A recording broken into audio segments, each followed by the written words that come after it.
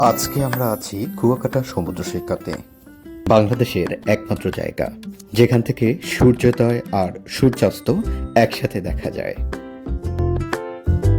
কিন্তু আজকের গল্প শুধুই সূর্য নয়, কথা হবে কুয়াকাটার রসনা তৃপ্তিকর খাবার নিয়ে। তাজা সামুদ্রিক মাছ, তার মধ্যে স্কুইড, চিংড়ি, কাঁকড়া, কোরাল সহ নানান রকম সামুদ্রিক সুস্বাদু মাছ। সামুদ্রিক লবণ আর স্থানীয় মশলা মিশিয়ে এমন এক স্বাদ তৈরি করা হয়েছে যা খেলে মনে থাকবে বহুদিন পর্যন্ত। আসুন জেনে নেওয়া যাক এই মাছগুলোর দাম কেমন। ছোট কাঁকড়া 3টি 100 টাকা এবং মাঝারি সাইজ 2টি 100 টাকা। এই মাছ 1 কেজি 500 টাকা। প্রতি পিস অক্টোপাস 250 টাকা। যদিও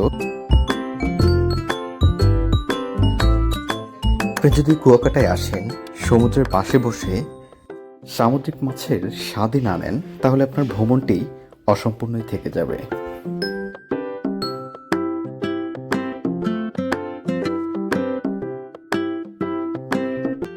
আমরা 2টি কাঁকড়া এখান থেকে ফ্রাই করেছিলাম, যে দুটির দাম পড়েছিল মাত্র 100 টাকা। তাও আবার সুস্বাদু মশলা দিয়ে ফ্রাই করা সম্ভব। সাইজ তো ছোট।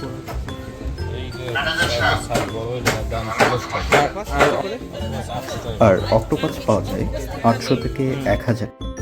যদিও মাছের সাইজের উপরে দামের পার্থক্য রয়েছে। কত করে কাঁকড়া বল? জোড়া 150, জোড়া 200। এই গিলওয়ালা কাঁকড়া। কোরাল কোরাল ছোটটা কত? এটা এই কোরালটির দাম পড়বে 430 টাকা, বারবিকিউ সহ। 430 টাকা আসবে এটা, পুরো বারবিকিউ কমপ্লিট করে।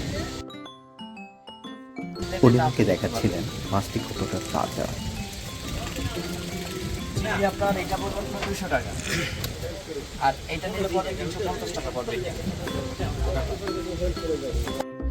এরকম নানান জাতের মাছ পাওয়া যায় কুয়াকাটা সমুদ্র সৈকতে, যা খেতে যেমন মজাদার তেমনি দামও অনেক কম।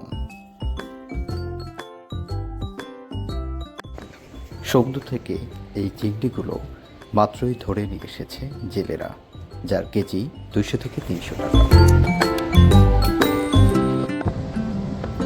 এই ছিল কুয়াকাটা সমুদ্র সৈকতের সুস্বাদু মাছের গল্প।